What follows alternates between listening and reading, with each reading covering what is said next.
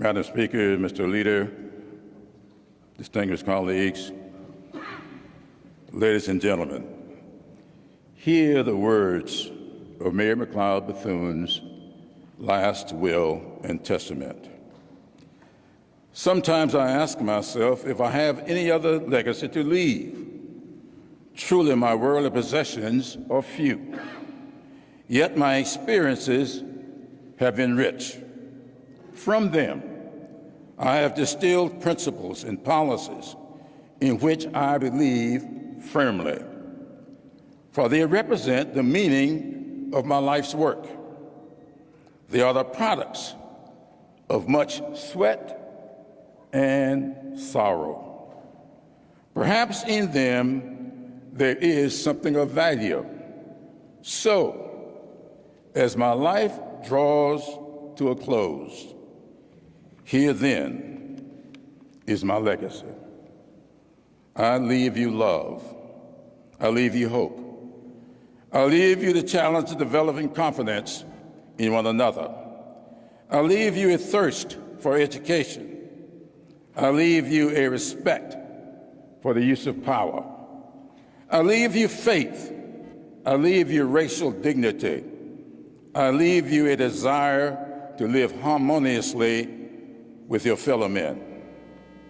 I leave you, finally, a responsibility to our young people.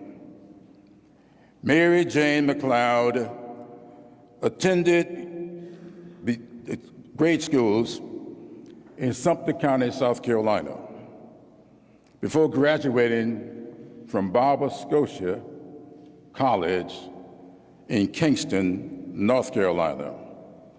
She returned to Sumter and taught in the grade schools she had attended. She became a social worker in Savannah, Georgia, before becoming a teacher in Augusta, Georgia. She returned to Sumter to teach at Kendall Institute and married fellow teacher Albertus Bethune.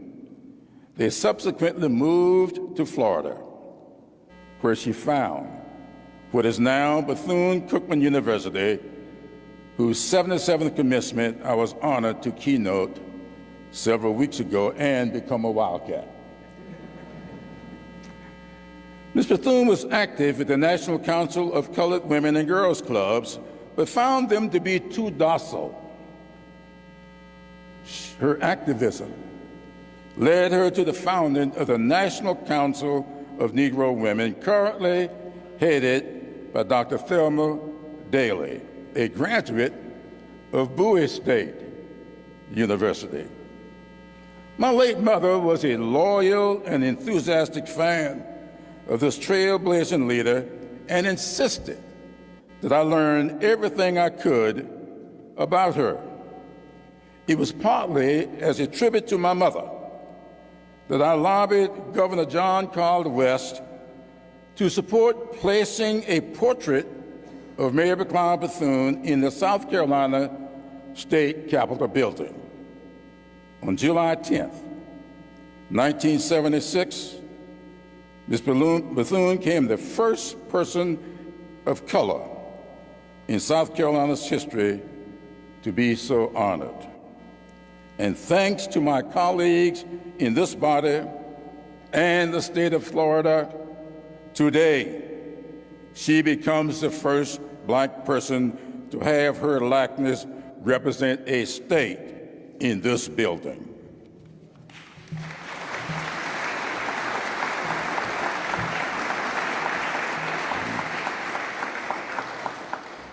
We cannot change history, and we should not try. Nor should we attempt to revise or distort events with misguided tributes to defenders of human bondage or perpetrators of false theories.